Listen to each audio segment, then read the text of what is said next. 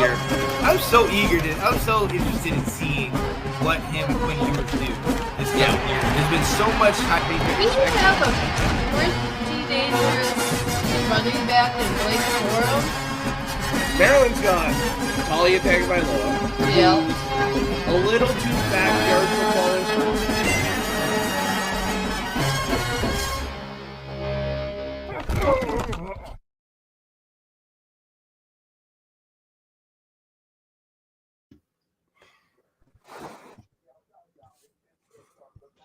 What is going on, ladies and gentlemen? It is your boy Sean Spencer, one half of that dynamic duo that is Let's Talk Football. And it's Saturday, ladies and gentlemen. You already know, Saturday in the fall, almost October, baby. Woo! Yeah, college football is here. And you see who I'm with. My guy, Mr. Maize and Blue himself, host of Restoring the Roar, Alex Loosman. What up, Alex? Not too much, man. And the main thing for me is when this fall weather comes and it's almost October, the main thing that brings up is conference play. This is where the games really start to matter. I mean, obviously you had games like Ohio State and Notre Dame last week, but this is where you start to decide who's going to be playing in December for that conference championship game. Absolutely. And I cannot forget my guy, Mr. Quack himself, baby, who had to let some Buffaloes know where they could go last week. Alec Sumberg. What up, Alec? Doing good, Sean. How are you? I'm doing well, man. I'm good. Business as usual. I see. I respect that. I sent you in the private chat. I'm not sure if you want FSU man in here. Oh yeah. Send it to him. Send it to this fella, man. We got to get it. Hey, as many college football people as we can, man. Look, this is Let's Talk College Football. We are here Saturday previewing the game.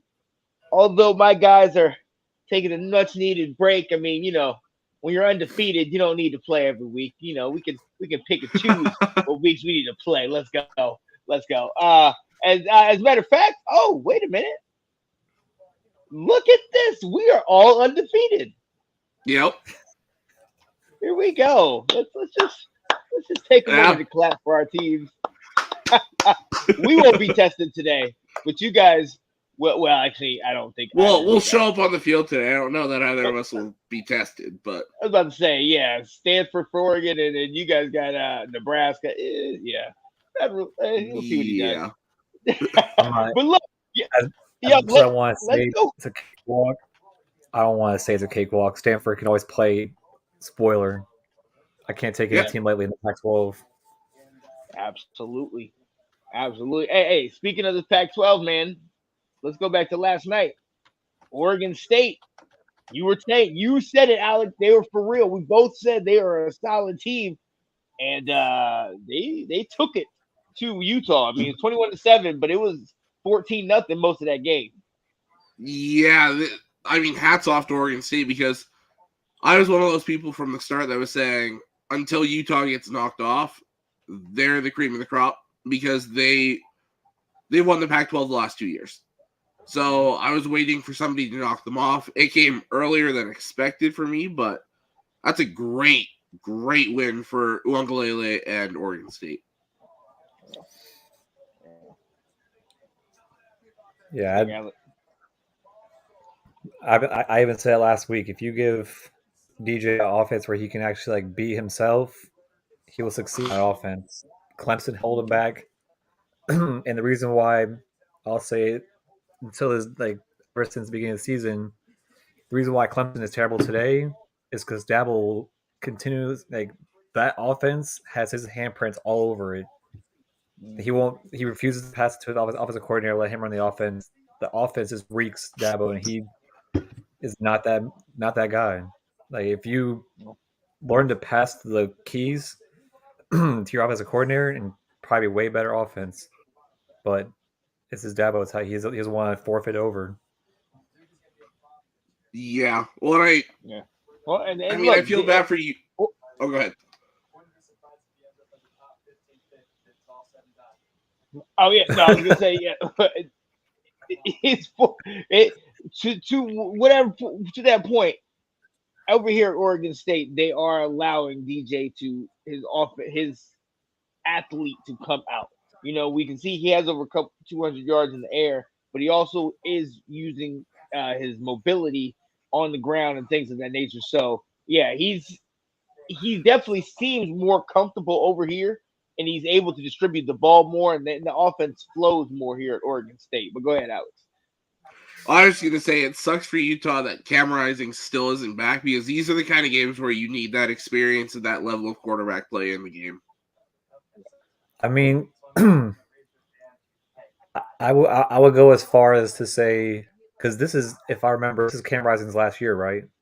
Yeah. So I feel like this could be like a long shot. Like if he's ready to go, and they're not really fighting for anything Pac-12 championship wise, do you feel like they just rest him for the rest of the season and make sure he's ready for the draft? I Could that think you be? put him in for some of those big conference games just to kind of give him some tape from this year.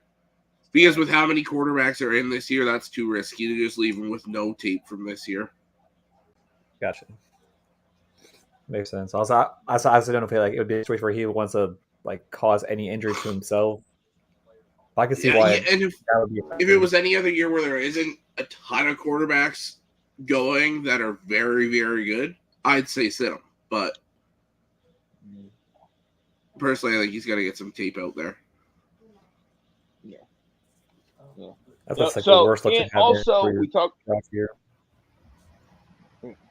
we talked Oregon, Stanford. You also have Arizona State, California, Washington playing 3-1 Arizona. Is that a game we should be paying attention to? California, yes. I mean, I'm just gonna go out and say it. If my research is true, this is going to be the game where they actually start that quarterback in Cal. Okay. Because if you look, they put Ben Finley, and clearly it's not going nowhere for him. They said that this might be the game they put Sam Jackson in. And I'll see if I can find anything on that.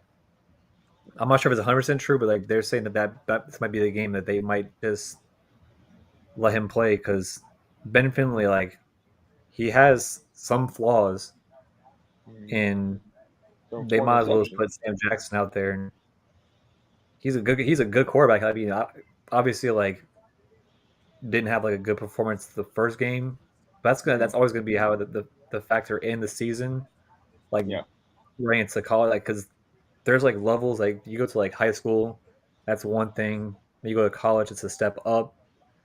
Not everybody's gonna be perfect out the gates, so I feel like they should just give him a chance because what could go wrong? You're 2-2, Pac-12 championship shots are dead in the water unless some miracle happens in there some way somehow. I just say go for it. Like Ben Finley, like just put him on the bench, see what they have with the other quarterback, give him a second chance, and see what he does.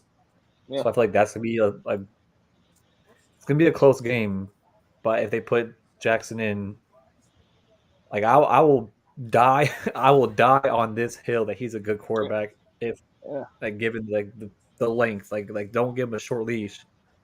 Just let it play out the rest of the season. Like he's a good quarterback. I've seen his film pre-college, and I've been high on him ever since.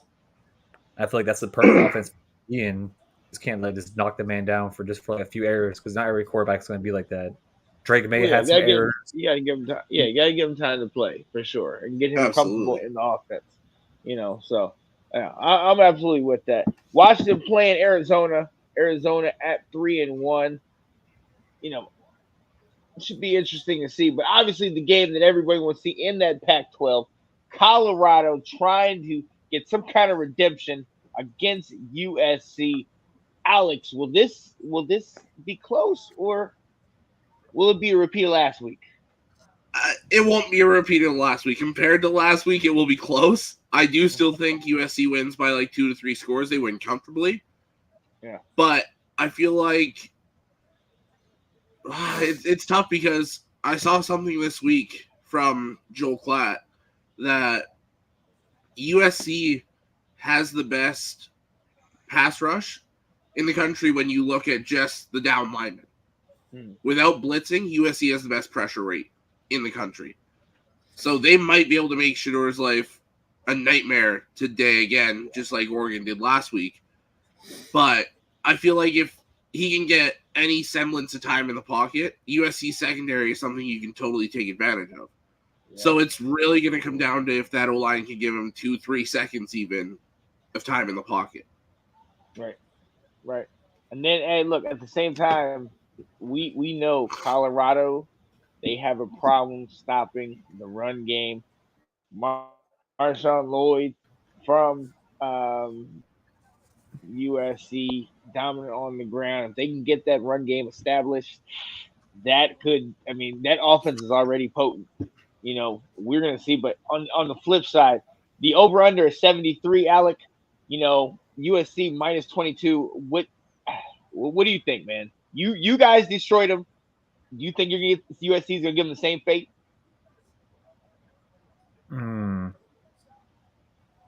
I've been teeter-tottering on this one because that line did jump up higher than it was the first time, like in the beginning of the week. I feel like this is like, if I could like predict how the game's going to go, it's going to be something you take live because the first quarter is going to be a little bit slow. Typically USC traveling to Colorado, so it's going to be a slow first quarter for sure. I feel like mid-second quarter to like the very end, that's where the scoring starts coming into play. But it's mostly because like I will stand by it for the rest of the season. USC is fraudulent on defense. Like they'll have the best pass rush, but they still have a Swiss cheese defense, no matter what. Absolutely, no matter what you're playing for it. So I feel like Colorado takes chances in the beginning. Like, don't be shocked if you see Colorado up in the first quarter or mid-second, and then see USC come back, because they do have that fraudulent defense. They may have a good pass rush, but that defense can't convince me. Seeing against San Jose State, seeing against previous teams, like I will die on that hill that their defense is fraudulent. Yeah, I think Colorado. I just saw the spreads at 22. I think Colorado absolutely covers that spread. Yeah, I could see a 14-point win by USC. Yeah, like it's something that you gotta take live. Honestly, in my opinion, like it's gonna be a slow first quarter for sure, and then like I don't know, like there's been a trend in college football that anything over 55 tends to go under. But then again, Pac-12, it's a whole different way. Yep. Yeah. Yep. Whole different way. And we have look, when you really think about it, even though they did get crushed last week, Shedeur Sanders is still having a remarkable season. Over 1,400 passing yards, 11 touchdowns, only one interception. We've questioned him. We did it last week. You know what I mean? And we're talking about him. We saw that game. Honestly, I am again looking for him to have a bounce back game in this one. The cameras are never brighter than once been kind of schooled and crushed and beat up a little bit. So how are you going to respond? And this is a game I want to see what he does. So, but let's move. Let's move on down. My guy's not here, so we're just gonna hit another game. Game day today is in my neck of the woods, but not in my house, because we know we had to take a break. It looks like game day is in Duke, because Notre Dame is coming to play Duke. Y'all know how I feel about this, but realistically, I think this is going to be a great game. Riley Leonard has proven to be an absolute threat. He definitely runs that offense. They have these guys. Duke is playing for Coach Elko, and man, in my opinion, I hate to say this, but Duke has a very good chance of winning this game. Alex, what do you think, man? Yeah, well, and especially Notre Dame coming on the road after that kind of a game last week. Right. Duke can absolutely punch them in the mouth early, and that might be the end of it. But I think this is a phenomenal game. Comes right down to the wire, very similar to Notre Dame's game last week. I just don't think it's as physical. I think it's more through the air. I cannot wait to see this quarterback matchup. We've been talking all the other matchups throughout the year. Sam Hartman versus Riley Leonard. That's a phenomenal matchup. One of the better ones we'll see this year. And I can't wait to see how it shakes out. It's going to be really nice. Over under 52.5. And Notre Dame minus 5.5. We know the offense. We know how offenses are going to be. They're going to be nice. That defense is going to be solid. What after losing on the very last play of the game, can Notre Dame redeem themselves this week? Yeah, I think they'll make sure they have 11 players on the field this time. That's what I was about to say. My goodness. Come on now. And for Freeman to say he didn't want to waste his last time out, it's the end of the game. You have to do that. Yeah, you absolutely call that timeout. That's a young coach making a crucial mistake. That's, again, going to cost them a playoff chance. Well, and it's those type of things. Those are the reasons. They will win 10 games, but they will be right outside. Yeah. Very frustrating. So Alec, what do you think? I'm also lean, like, if it wasn't for that error that they did last Saturday, I was gonna lean Duke. But since those foreseen actions happened, I feel like Notre Dame redeems himself this week. It could be close. I feel like it's gonna be a nail biter towards the end. Yeah. Like, I'm not gonna be the person to say Duke is terrible or anything. Like, I can't talk bad about them in any sort of way of fashion. But I feel like Notre Dame can get that win by, like, I say a field goal, maybe a touchdown. Yeah. Okay. Yeah, I think it's a one-score game either way. Because at the end of the day, like, any person that's played any football in their life, I'm pretty sure they played that same play in the film room at least 8+ times. Oh yeah, absolutely. Yeah, I feel like because if it wasn't like besides that play, they were handling it. That they were playing pace with Ohio State. It's just that last drive. They just got complacent. I feel like they almost had two different picks on that drive, and like I can't knock Notre Dame. Like, they stayed in close with Ohio State, but like it's just that last drive that killed them killed all the momentum. It just shows where they are. You're not there yet, but you're closer than you were last year when they lost 21-10. You know what I mean? So you're right at that doorstep, and we see what Hartman does. He brings them to that, And hey, we're gonna see. And look, honestly, I'm gonna stay in the ACC and go with another team that is surprising. Clemson is 2-2, and then if you know anything about Dino Babers in Syracuse undefeated. This is nothing normal. They started off 6-0 last year, ended the year 7-6.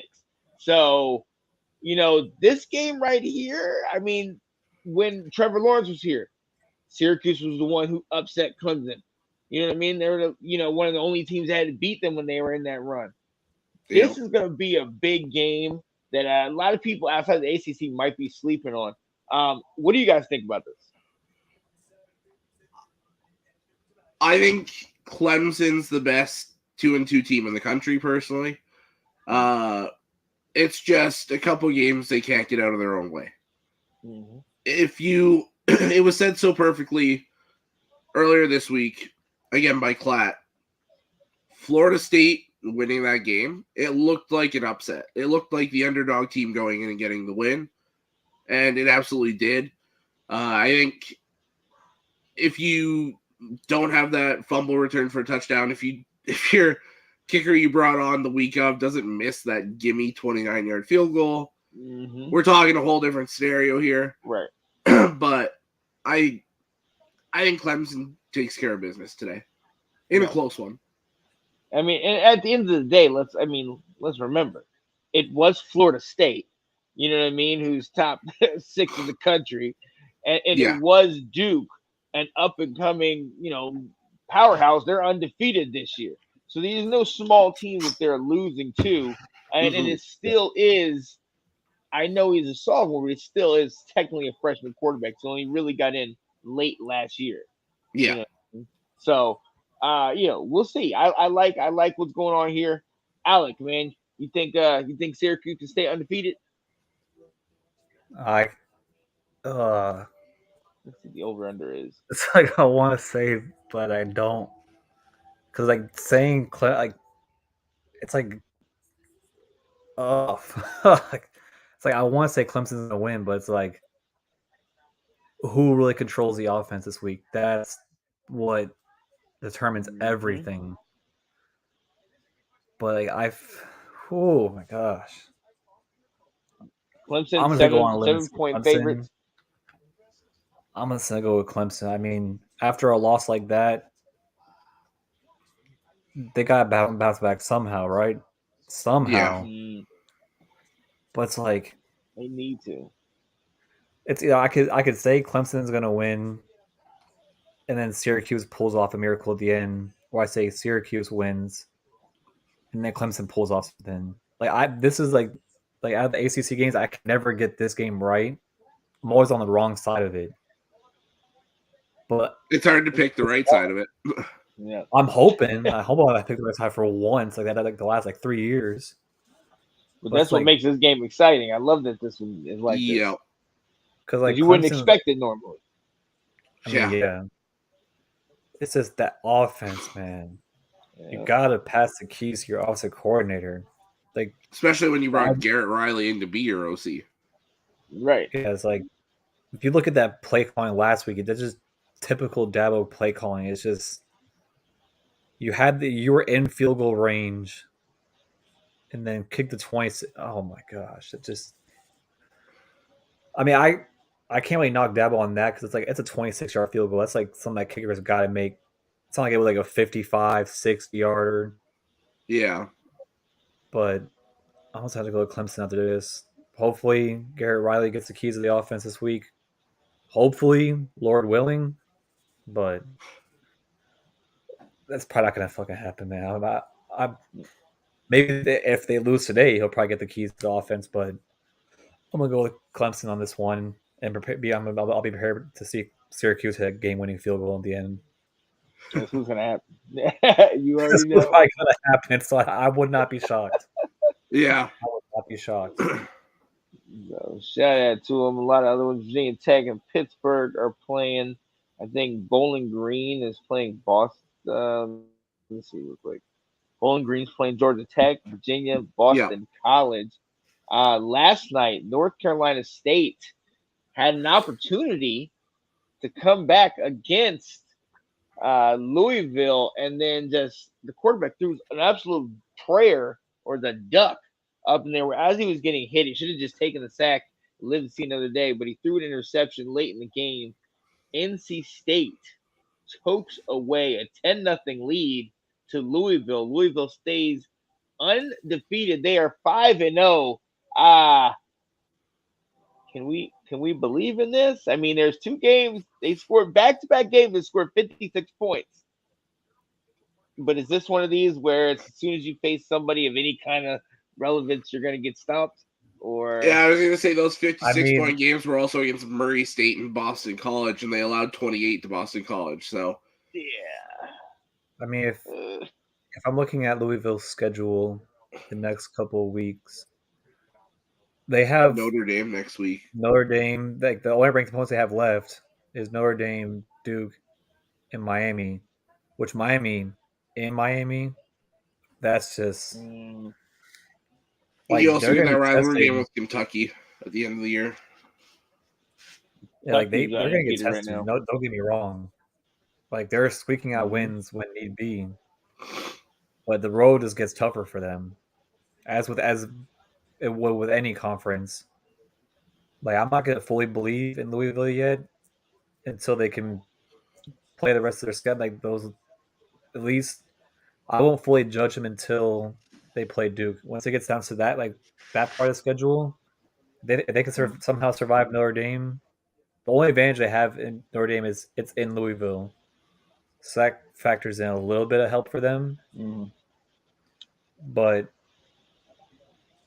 actually, not. I can't even say that I would believe past that point because you still got to go in Miami and play the Hurricanes. So it's like, Yeah.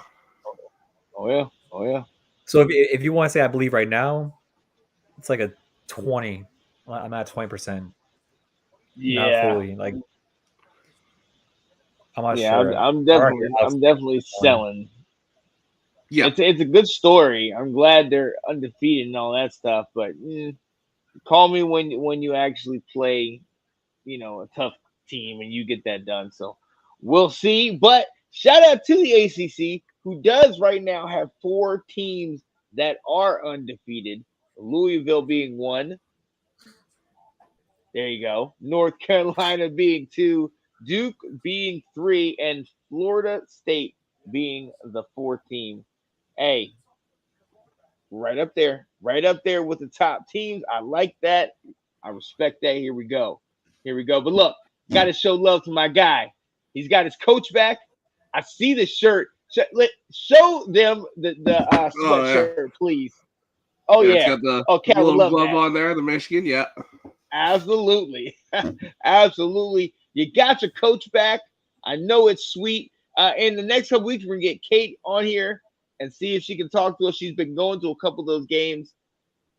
You guys got Nebraska. You guys got Matt Rule coming. What's going on, man? What are you thinking? How you feeling? I feel like this is one where just seeing Nebraska for the last couple weeks, I think this is one that we're comfortable from start to finish. They don't have an offensive identity that works, and you've got now obviously he's going to have the guys ready to go, but Matt Rule all week has been talking nothing but nice things about Michigan, like Michigan's everything I'm trying to build Nebraska into and this and that, like just pumping up our tires. Now he's going to have them ready to play, but I just think that gap from Matt Rule at year 1 to Jim Harbaugh with the total amount of time he's been here and what he's built, I think this is a pretty safe game from start to finish. Yeah. I'm expecting that. I'm expecting that. May or may not be trying to bet a little bit on it, but I'm expecting big things from you guys.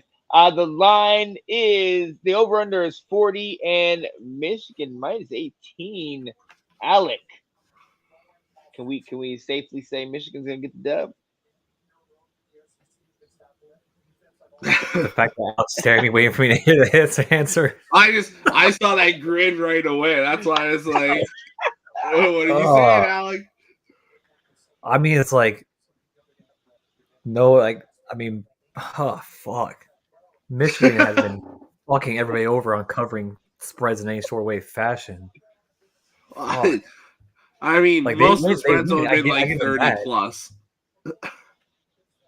I mean, they could probably cover. I mean, I just never pick Michigan ever to cover anything. Like I just can't do it. Like, well, yeah, you give 30 plus point spreads to a run heavy team. Like, what are we doing here? Hopefully. I just can't do it. My last chance to back Michigan ever, thankfully, I hedged when it happened. Was last time I think I picked Michigan to cover was against TCU. Thankfully, I threw money on the other side, money line plus 400. I was like, you know what? I took that live, thankfully. But yeah, I can't anything Michigan wise.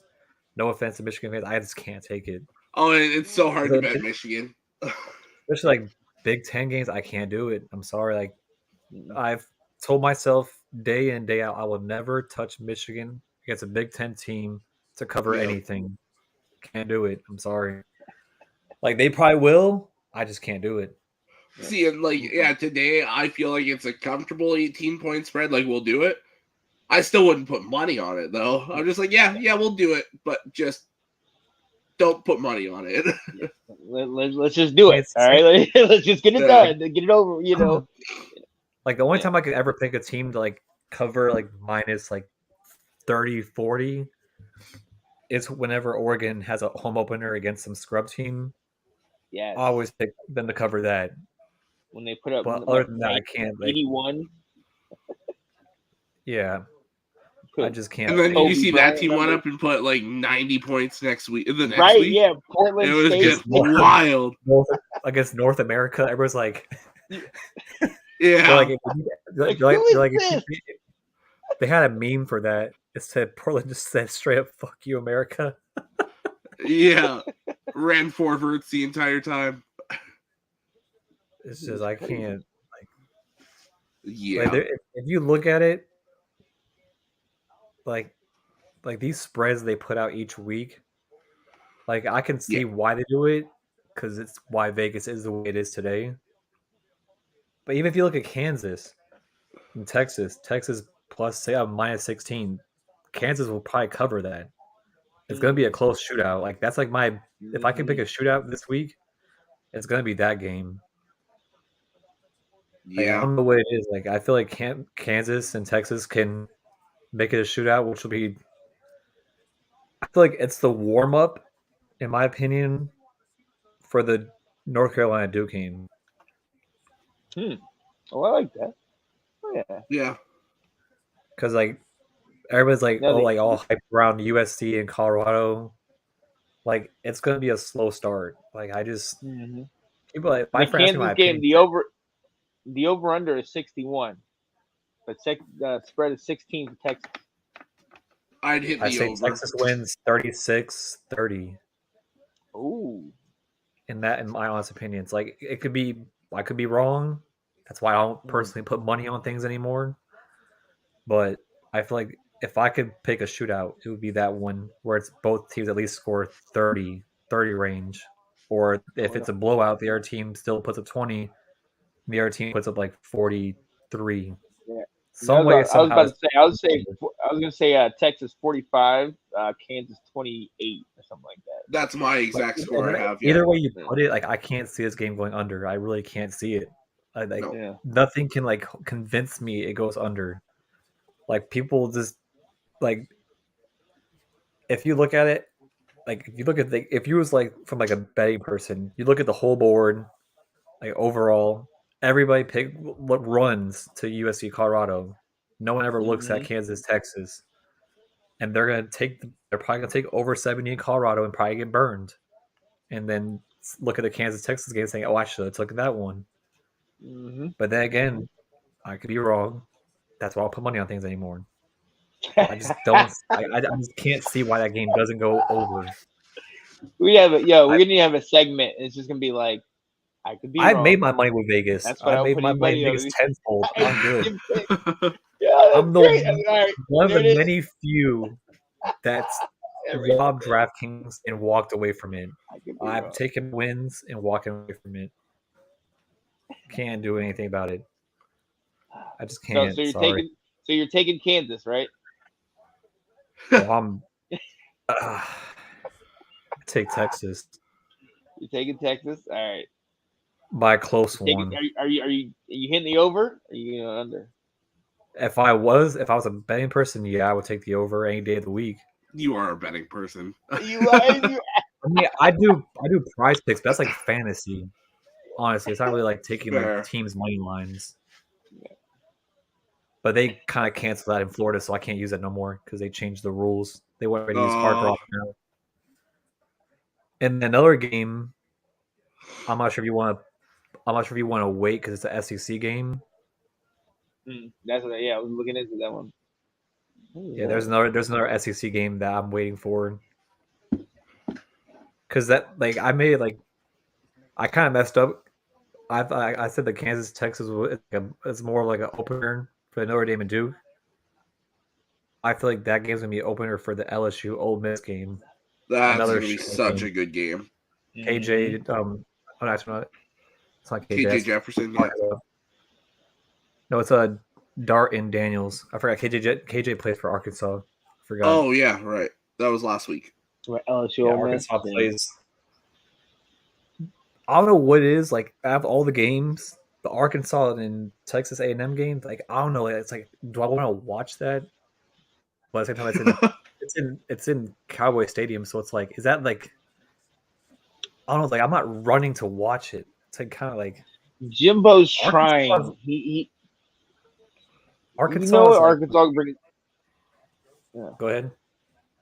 I was gonna say, yeah, you know what Arkansas is bringing to the table. You know, KJ Jefferson, Raheem Anderson, they're running the ball. All good defense, strong, hardy offensive linemen. We got one of them in Ricky Stromberg this past year in the draft. Yeah. They're bringing it down your throat, and then it's gonna be fun to see. But I don't know. What were you saying? No, I was gonna say, like, I'd rather hear from you and Alex on this one. In that Arkansas BYU game, who sold that game? The defense or the offense? Oh, that's a tough question. I feel like the defense. I feel like the defense sold that one. Like, they had a good lead. They were putting the foot on the gas, and then defense fell flat. I mean, they were up 14-0 allowed, 3 straight touchdowns. Then they got back up 31-21 and then allowed 17 consecutive points. So, I mean, it's it's tough to say. They could never really put the game away offensively.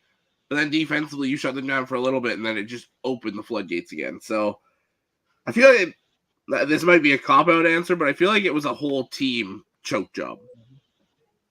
Just at different points of the game. I'm not gonna lie, I'm right here. I'm right here. Sean's opinion on this LSU game so badly because I might be on the opposite side of him on this one.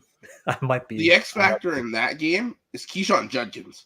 If Ole Miss can run the ball and run it often, they can take this game from LSU. Yeah. But Judkins has got to get going. He hasn't done much this year. And for somebody that me and Sean hyped up so much. Yeah. Oh, well, and I mean, that's kind of my thing. I think also this game goes by Jackson Dart, man, because we know he's a mobile quarterback. We know he can run. He's a threat. But at the same time, he needs to be able to show that he can use his arm and how he can sit in the pocket. And at the same time, what LSU are we going to see?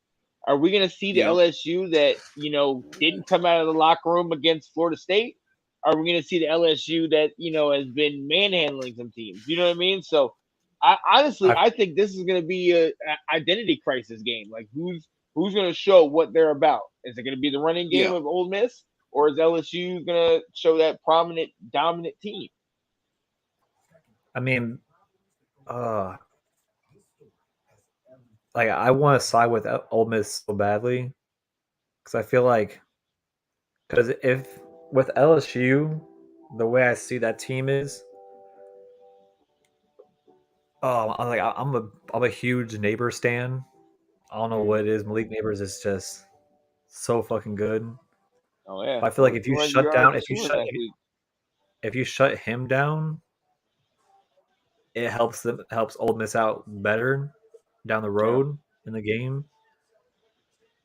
But if I see another game where Malik Neighbors goes off for like 300 yards, I got tip my cap to him. Like, he's a great freaking receiver. Oh yeah. First round pick, in my honest opinion, probably like number 12. Depending on how teams are drafting, if they need a receiver, he could probably go sooner than that. But he's just so electric. Like, watch it. Like, just it reminds me of. It's probably gonna be a long shot, but he reminds me of Jamar Chase at LSU. Oh, okay. I don't hate that. I really don't.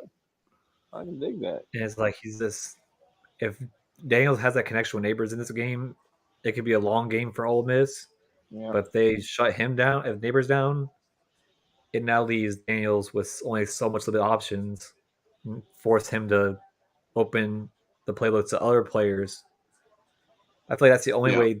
Like that's like one of the top things Ole Miss has to do: eliminate your number one receiver, or eliminate the number one receiver, and force him to open up the playbook to other players, and then stop him on that.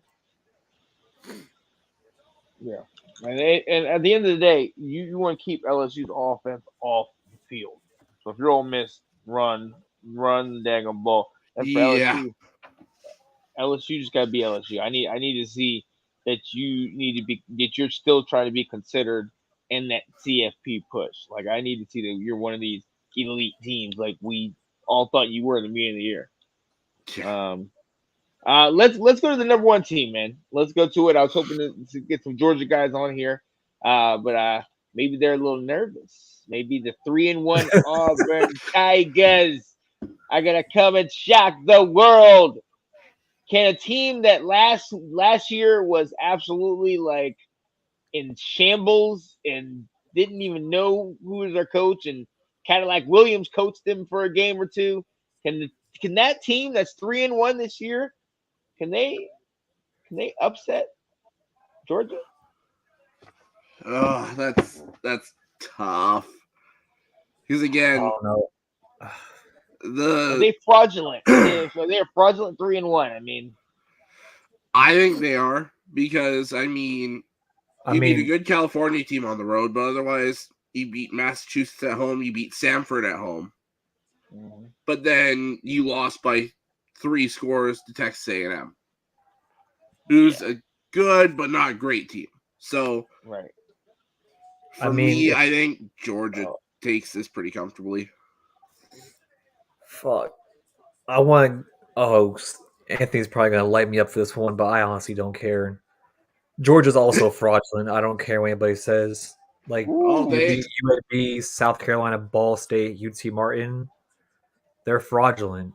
Not saying they'll lose this game, but I feel like somewhere on that schedule, I've been trying to pick who it's gonna be.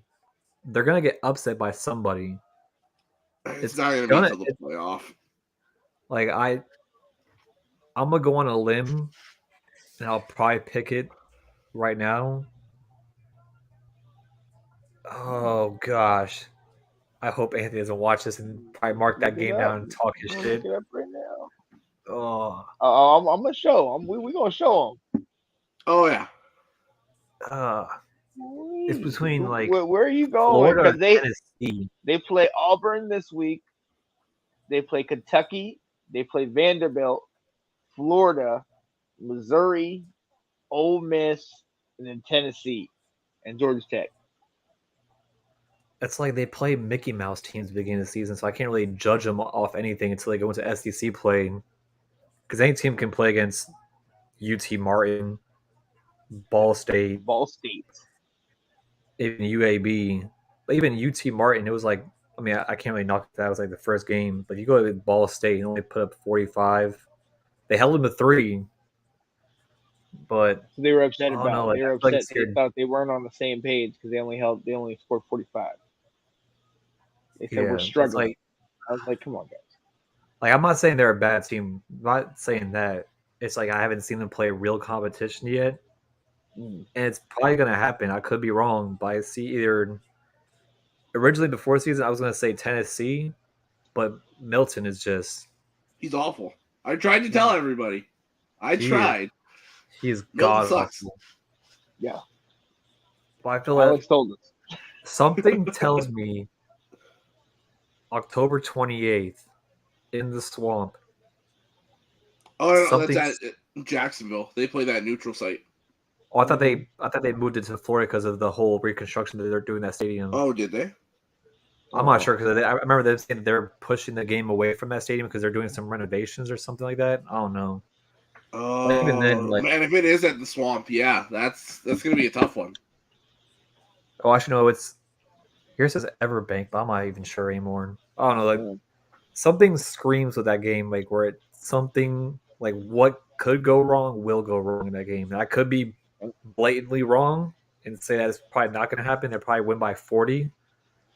I don't know, like something screams that's probably going to be an upset. I was gonna There say you go. Mizzou, but it's not in Missouri. Yeah. It's in Georgia. If it was Because in Missouri, it'd be if everybody remembers, Missouri almost pulled off the upset against them last Right. year. Yeah. But since If it's in Missouri upset Georgia, Scott Thaler would go off. Oh, He would my go God. We would not be able to contain him. Yep. but yeah, it's like the only probably team. Ole Miss is probably another long shot, but I could be wrong. Ole But I Miss is still see another one though Georgia that play. if you can run the ball, limit their possessions. Yes. Easier said than done, but Yeah. You got to do Like, I still kind of what South Carolina did. You got to yeah. minimize their possessions, keep them cold. You're running the ball, and you have to play opportunistic defense. And you got to be lucky in certain situations. You know what I mean? But as South Carolina showed, it's one thing to do that in a half, but to do that for a full game against Georgia is a Yeah. whole nother beast entirely. By the end of the day, I could be so off, and they go undefeated the rest of the year, and they go to the playoffs. But I don't know, like something in that schedule is some teams trying to play spoiler I'm to with get you. that first loss for them. But I'm with you. who knows? I still have Absolutely. Georgia going to the playoffs anyway, so I don't even know why I'm Yeah. talking my shit for It no reason. doesn't affect it, right? That's why I don't Right. even know why I'm talking my shit. I still haven't gone to the playoffs. But yo, look, let's stay in the SEC because hey, we talked about Milton, we talked about South Carolina. They play today. Tennessee, obviously, a little upset about their last game in South Carolina. We know what they're doing. What are we expecting in this? Can South Carolina keep this thing going? Yeah. I'm I a back. I have no faith in Milton. I'm a back. Will's team and say South Carolina wins this one. I think if Tennessee puts in that freshman quarterback, they have look out. But if they're relying on Milton, they're in trouble. Yeah, I'm fully expecting Spencer Rattler to have himself a day. Honestly, I want to see a couple touchdowns, over 300 yards. The guy has over 1,200 yards in the air, 7 touchdowns and 2 interceptions. Look, any questions that I had, and I was openly critical of the guy, any questions that I've had have been answered. I think the guy is an NFL prospect, man. You need to give him his due. And this is a type of game. It's a conference game, you know what I mean, or a divisional game. You're in there with your guys. This is one he needs to get done. And South Carolina's not ranked, and Tennessee somehow still is. So I think there's going to be a little flip flop of that come next AP poll come out update. I can see that. Yeah, I can definitely see that. Yeah. What you think? Think South Carolina get dubbed? I'm backing Will's team and say South Carolina wins it. Let's go. I can dig it. And one more, the undefeated Kentucky Wildcats playing them Gators. Boobs, yo Gators, baby. So how we feeling, man? Kentucky, is that another fraudulent 4-0? Kentucky, we're talking about. Mm-hmm. Let me see who they play because I haven't really looked at their schedule. They beat Vanderbilt last week, then Akron, Eastern Kentucky, and Ball State. They have Leary from NC State transferred over there. Over 1,000 yards in the air, 9 touchdowns. 5. I mean, you can tell they feel like Kentucky's a fraudulent 4-0 because we've also Florida isn't very good. They have them as a 1-point favorite. Ooh. So over under 44. Ooh. Gonna be a 24-23 game. Is that what we're looking at? Somewhere around there, yeah. I expect the running game of Florida to go off today. And then it's going to be Leary against that secondary. I feel like with this game, you just put both teams on a dartboard and just throw a dart and just see which one it fucking lands on. Pretty much, yeah. All right. Blindfolded, like, we'll see. Because like with Kentucky, it's like they have the in on their home turf, but oh no, Florida probably squeak out the win. Look, But you're not going to sell tickets by selling Devin Leary versus Graham Mertz. I mean, that's No. not gonna that's not gonna bring people in. But I mean, you can go as far as they don't have football in Kentucky. Like that's the only thing that's going on. So I'm pretty sure they probably sell tickets some way. But and let's sit here and think about this for a second. Kentucky right now has 2 undefeated teams represented in their school. Oh my God. And they're both fraudulent. Right. What is happening in 2023? This is college football right now. This is crazy. Yeah, that is wild. I didn't even think of that. All right, I'm going. So what are we doing? I'm going. I'm gonna go Florida. I think Kentucky. They're fraudulent. I can't go with Kentucky. I'm going Florida. You know what? I told you I was gonna do it. I'm gonna do it. I'm also going on this show. So Kentucky would be heads, Florida would be tails. Siri, flip a coin. Wait. Tails. Florida. So you're Florida as well. I'm rolling Kentucky because they're at home. That coin. Yeah, well, there you go. That's my only reason. That's the only reason. Right? I feel like the two teams are pretty similar, so you just take the home team. I will say this is another year where 4 of the blue blood college basketball teams at this point after 4 games are undefeated. North Carolina, Duke, Kansas, and Kentucky are currently undefeated. I love that. Let's go. Yeah, it's kind of nice to see for the last couple of years that some of these purebred basketball schools are becoming really good football programs. Yes, absolutely. So, all right, we've talked about most of the stuff that's going on today. Obviously, there's a lot of other games. The games should be getting underway in about an hour. Some maybe even have started. Are there any other ones that you guys are looking at? You can go into that. Oh, let's see. I'm trying to think. Not with ranked teams, at least. I'll take a look at the rest of the schedule there. Penn State, Northwestern. I'd say Penn State winning that one. I mean, A&M, Arkansas. We already talked Clemson, Syracuse, James Madison, South Alabama. That one's going to look good. But look, I think that's going to be a real good game. What Alex was saying, the Penn State Northwestern game. Northwestern wins it in like double overtime. I was so mad I did not go to that game. They rushed the field against Minnesota. Yeah, I would have rushed the field. It was so amazing.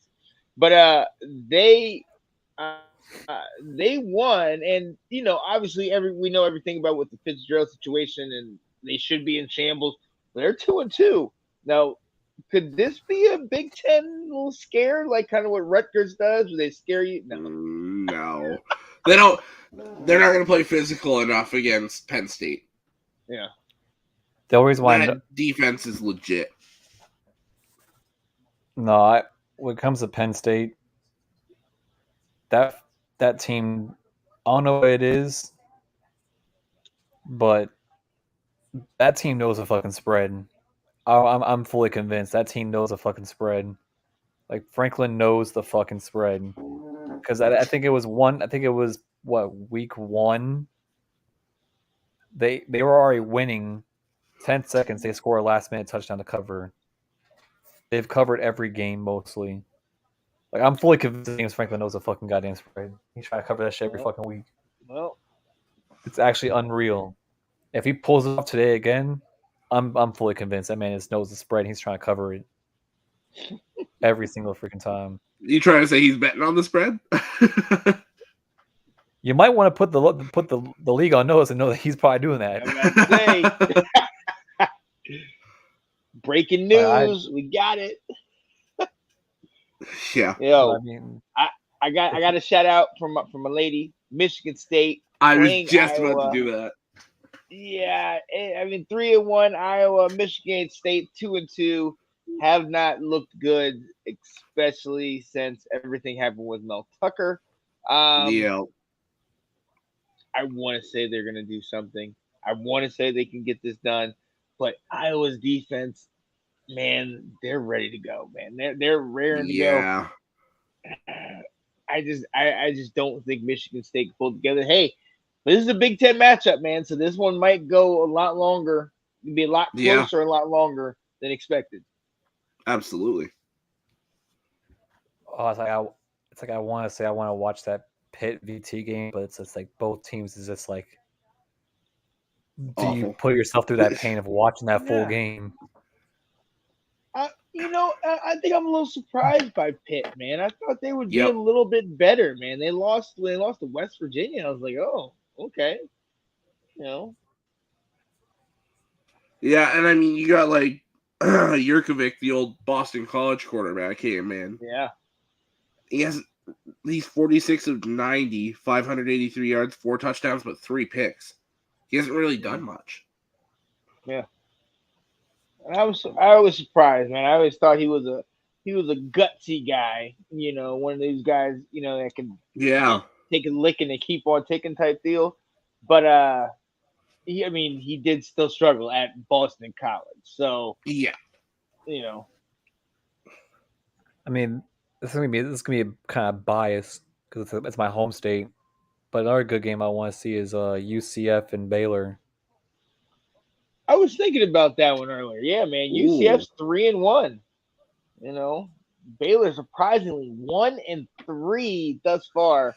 The over under is 56.5. UCF is 8.5 favorites. Is Aranda on the hot seat? 1-3. You mentioned it earlier. I think you might need to be. Come on. Yeah, that's tough. They just haven't been able to get anything going offensively. Like we talked, I said the same thing with Yurkovic. We have quarterbacks over 1,200 yards passing. Yurkovic was in the 500s. Robertson, Baylor starters at 647. So they haven't been able to get it going through the air. And look, I mean, I'll give you the benefit of the doubt. The last game you lost to Texas. I mean, you only posted up 6 points. But honestly, you've also lost to Utah, which is another solid squad without Cam Rising, but got beat also by Texas State.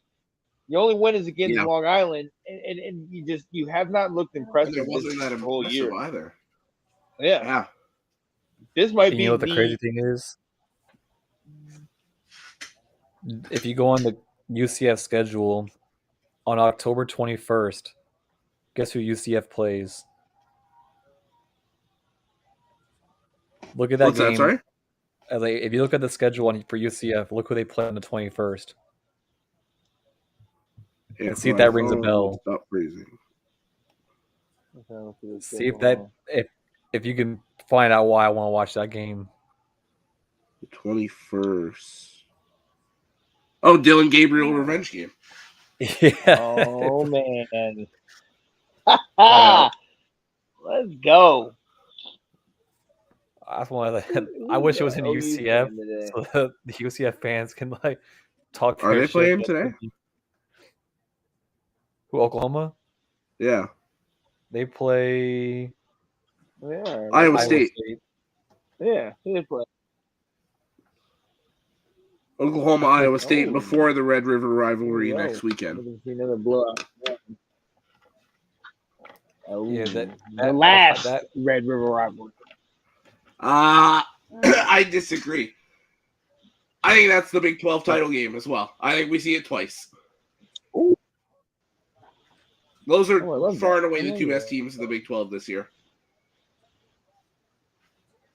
I mean, it only makes sense to have at least one more time.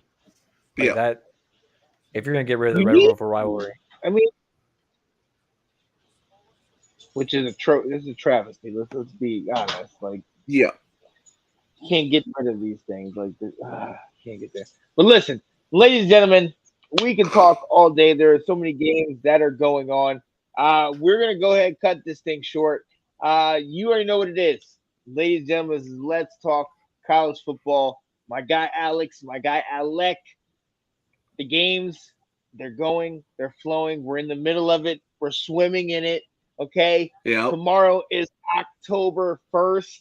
You know, pumpkin spice, everything is out there. Getting ready to go. From now until the middle of November, there's one day where we don't have football, either college or NFL. There's one day. Yep. We're starting that midweek action. Right, right. Weeknight action. Al, I love it. Let's go, man. So, hey, stay tuned. Watch all this stuff. Watch all the games. We'll be back with you. We're going to let you go right now. I'm your boy, Sean Spencer. My guy over here, Mr. Alex Loosemore. And you see behind the man behind the mirror, Mr. Alec Schomburg. Quack, quack, baby. Quack, quack. Let's go. Let's go. All right, people. We'll see y'all next time. Peace. Watch college football. Come on, baby. Week 5. Here we go.